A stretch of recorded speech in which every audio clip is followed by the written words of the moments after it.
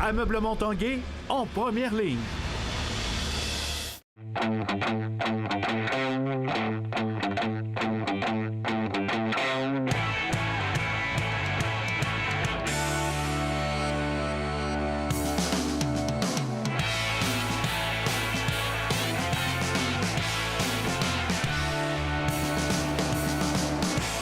À tous, un bon mardi. Bienvenue à l'Esprit sportif. Dans l'émission, entre autres, aujourd'hui, un reportage sur le kinball, un sport toujours très populaire. Mais d'abord, parlons du défi sportif Altergo qui débute en fin de semaine dans la région de Montréal. Il y aura plusieurs athlètes du volet scolaire et élite de la région de Québec qui y participeront. On en a parlé ce matin avec l'athlète paralympique Cindy Ouellet qui sera l'ambassadrice de l'événement. On a parlé également de sa prochaine participation aux Jeux paralympiques de 2020.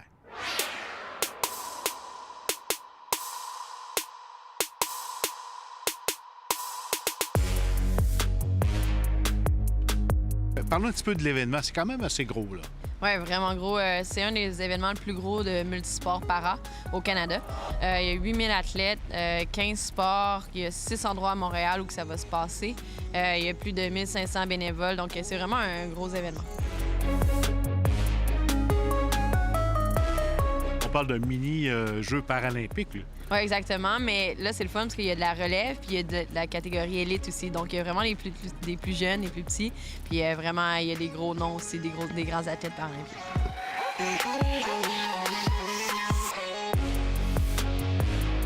Ça vient de partout, pas seulement du Québec. Non, il y a environ 20 pays de représentés, donc parce qu'il y a le championnat international de curling qui se déroule. Hockey, ça va être USA, Canada. Donc, tu sais, il y a vraiment beaucoup de pays qui participent. Ça passe du para-hockey, du basket, il y a de la natation, mais il y a aussi pour les limitations intellectuelles. Donc, il y a limitations physiques, intellectuelles, auditifs, visuelles, puis aussi différents spectres d'autisme. Donc, vraiment pour tout le monde. Un gros événement. Et toi, tu as eu l'occasion d'y participer quand tu étais plus jeune. Ça a été un événement marquant dans ta carrière d'athlète? Oui, tu sais, c'est vraiment, comme tu as dit, un mini-jeu paralympique. Donc, il y a vraiment beaucoup de jeunes comme toi. Donc, tu vois qu'est-ce que tu peux devenir. Puis aussi, il y a des grands athlètes. Donc, tu vas voir d'autres matchs de basket. Pour moi, c'est le basket. Je l'ai fait dans la natation, l'athlétisme. Donc, les Chantal Petitclerc de ce monde étaient là. Vraiment inspirant comme événement. Je veux vraiment motiver les jeunes à persévérer, puis vraiment pas laisser qu'est-ce qui nous arrive nous définir. Vraiment choisir qu'est-ce qu'on veut faire. Alors maintenant de toi, comme athlète paralympique, tu participeras en 2020 à tes 4e Jeux paralympiques en basketball, en fauteuil roulant. On est en plein dans la préparation. Là. Vraiment, là, on est dans la préparation de basket. On s'en va à Toronto pour 4 mois, les filles d'équipe canadienne. Puis à la fin de l'été, on participe au Para-Panaméricain. C'est une compétition importante pour la qualification. Oui, nous, dans le fond, il faut finir dans les 2 premiers au championnat para-panaméricain pour aller aux Jeux de Tokyo de l'année prochaine. Donc, on prend ça sérieusement, puis vraiment un match à la fois parce que ça va être des bonnes parties. Donc, on rappelle les dates du défi Altergo, c'est pour en fin de semaine. Oui, vraiment, ça commence le 26 avril, 26 avril jusqu'au 5 mai, puis c'est gratuit aussi pour aller voir tous les sports. Donc, allez visiter le site du défi Altergo sur Internet, tout l'horaire est là, puis encore une fois, c'est gratuit, donc allez voir les sports. Et voici maintenant un autre athlète inspirant, le paracycliste Jimmy Pelletier, qui entreprendra le 7 mai prochain la traversée du Canada pour plusieurs bonnes causes. Stéphane Socko l'a rencontré la semaine dernière avant son départ pour l'Ouest canadien. Ben, ça va, toi? T'es en forme? Oui, oui. Oui, Jimmy Pelletier doit être en forme alors qu'il s'apprête à parcourir 7200 km en 65 jours. La moyenne, c'est 125 km de moyenne par jour. Mais il y a des journées, ça va être 180, 200. Mon plus gros événement que je vais avoir organisé. Et il ne sera pas seul à traverser le Canada. 7 cyclistes. Et puis, je vais avoir des personnes qui vont m'accompagner. On va avoir un physio, un masso. Puis les autres personnes, c'est les autres qui vont chauffer les VR parce qu'on a quand même 4 VR là, dans notre traversée. Au-delà des rocheuses, du relief ou de la météo, c'est la longueur de l'épreuve qui risque de s'avérer le principal défi. Je m'entraîne entre une demi-heure et 1 heure par jour. c'est pas ça qui me fait peur, c'est plus le mental.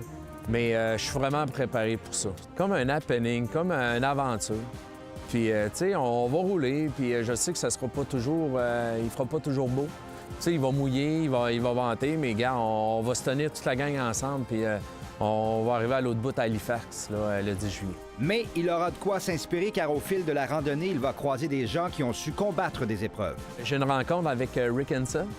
Et puis, ça va être extraordinaire parce que c'est vraiment une légende pour quelqu'un qui est en fauteuil roulant. Et aussi des survivants de la tragédie des Broncos de Humboldt. Parce qu'il y en a deux qui ont des survivants là, qui sont tombés en fauteuil roulant.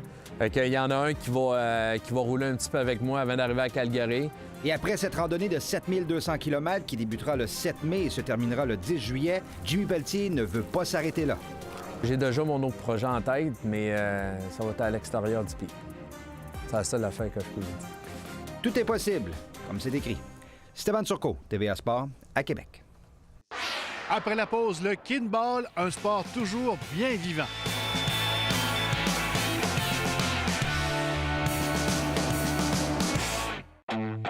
L'Esprit sportif souligne l'excellence du Rouge et Or football. Saison après saison, la formation de Dan Constantin offre des performances spectaculaires. Et que dire de la rivalité Laval-Montréal qui retient l'attention des amateurs. En 2018, le Rouge et Or aura le meilleur sur les Carabins, avec 2 victoires en saison régulière et lors de la finale de la Coupe Dunsmore. Toujours parmi les meilleures équipes au pays, les deux formations disputaient une 6e finale québécoise de suite, les 3 dernières étant remportées par le Rouge et Or. Le kinball, ce sport que l'on pratiquait au départ avec un immense ballon rose, est toujours vivant, très populaire dans les années 90. Plusieurs anciens reviennent et plusieurs curieux également découvrent ce sport original. Le reportage de Jonathan Fournier.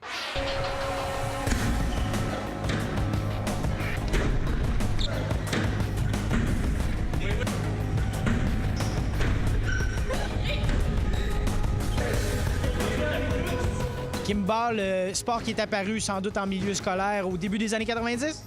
En plein ça, au début des années 90, c'est avec Omnikin qui a fondé le Kinball, qui a parti ça dans le fond avec... il cherchait un sport qui allait pouvoir se jouer à 3 équipes. C'est vraiment ça ce qui est spécial au Kinball, ça se joue à 3 équipes. Puis c'est un sport aussi qui cherchait quelque chose qui allait être très coopératif.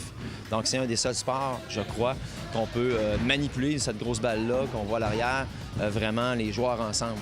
Tandis que dans les autres sports, souvent, on manipule, on se passe une rondelle, mais j'ai la rondelle, je suis tout seul. Tandis que le kinball, pour l'attraper, souvent, on a besoin des autres joueurs. Et pour le lancer, c'est la même chose. La forme du kinball, ils ont développé une forme qu'on pouvait le frapper avec plusieurs autres joueurs. Maintenant, le kinball, il est pratiqué partout dans le monde. Il y a des fédérations internationales, il y a des fédérations françaises. C'est très fort au Japon. La Fédération internationale de Kinball recense plus de 4 millions de joueurs un peu partout dans le monde. En Asie, en Amérique du Sud, les ballons sont toujours fabriqués par la compagnie Omnikin, un sport qui a vu le jour ici même, à Charny. Le kinball est encore très présent dans les écoles, autant au Québec, dans les écoles secondaires, c'est très pratiqué, au primaire également. Nous, à Québec, on a été très, très forts au tournant des années 2000. Dans la région de Québec, on était allé chercher, on avait à peu près 3600 personnes là, qui... surtout des jeunes, des jeunes du primaire, du secondaire et des adultes qui jouaient au niveau civil, au kinball. Donc, ça a monté jusque-là. Et après ça, il y a des nouveaux sports qui sont arrivés dans les années, je dirais, dans les 2000-2010. Là, ça a quand même baissé. Maintenant, l'association, présentement, on est en restructuration. C'est-à-dire qu'on a arrêté que les membres baissent, puis on repart un peu la roue. C'est surtout un sport d'équipe. Tu peux pas jouer sans tes coéquipiers. S'il manque un joueur en dessous du ballon, tu peux pas rien faire. C'est un jeu beaucoup stratégique. Plus en plus tu joues, plus en plus tu apprends des nouvelles stratégies. C'est vraiment pour ça que j'aime beaucoup jouer. Puis c'est un effet famille aussi. Plus tu joues avec ton monde, plus tu crées des liens. Les ballons de Kinball, il y en a dans le 4 pieds et un peu plus petit dans le 3 pieds. Pourquoi? Tout simplement parce que dans le 3 pieds, c'est pour aller à l'extérieur. Donc, il est plus lourd, il ne pognera pas dans le vent. Et on va pouvoir jouer comme ça, on n'ira pas chercher ailleurs. Ah, mais quel gris! le fait que ça soit un sport non conforme à 3 équipes, vraiment un sport coopératif, parce qu'il faut jouer ensemble, en équipe. Tu peux pas faire une part, tout le monde part, il faut qu'on se parle ensemble tout le temps. Dans 2 semaines, il y a les championnats. Vous allez avoir les meilleurs au monde là, dans 2 semaines. C'est à Repentigny. Donc, où ce qu'il va y avoir des équipes, c'est les équipes du Québec qui sont encore les meilleures, mais c'est les équipes qui vont, après ça, aller dans les championnats mondiaux. Une fois qu'on peut faire une feinte pour le frapper très fort loin et hop, un petit lancer bien placé. À chaque année, il y a aussi des tournois adultes où il y a des catégories qui sont amateurs ou semi-pro. Donc, ça permet à des joueurs comme de notre région qui jouent à 3A d'aller jouer aussi avec du bon calibre quand même. Ça fait plusieurs années que je joue. Le kinball, c'est un sport qui est vraiment différent. C'est un sport coopératif qui amène beaucoup d'aspects stratégiques, puis un jeu très rapide, puis tout ça. Kinball, c'est aussi une communauté qui est vraiment petite, vraiment tissée serrée. Tous les joueurs se connaissent. Puis même dans les événements compétitifs qui sont assez sérieux, c'est des vrais événements compétitifs, il y a quand même beaucoup de camaraderie, tout le monde se connaît, tout le monde a du plaisir.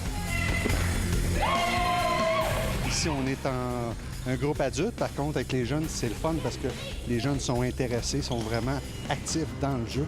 Puis ça encourage l'esprit d'équipe. Donc, au lieu de se battre, d'essayer d'être compétitif, ça les encourage à travailler ensemble. C'est tellement le fun.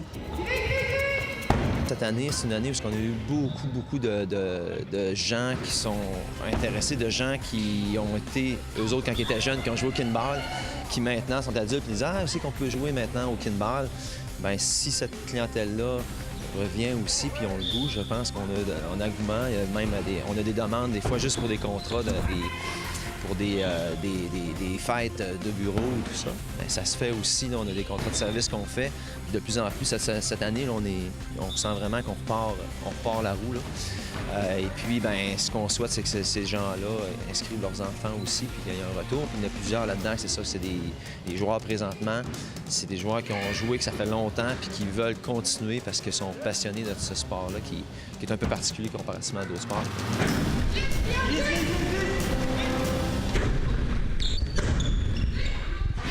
Et voilà, c'était l'Esprit sportif pour aujourd'hui. Demain, il sera entre autres question du lancement de la saison cycliste 2019. Bye tout le monde, à demain.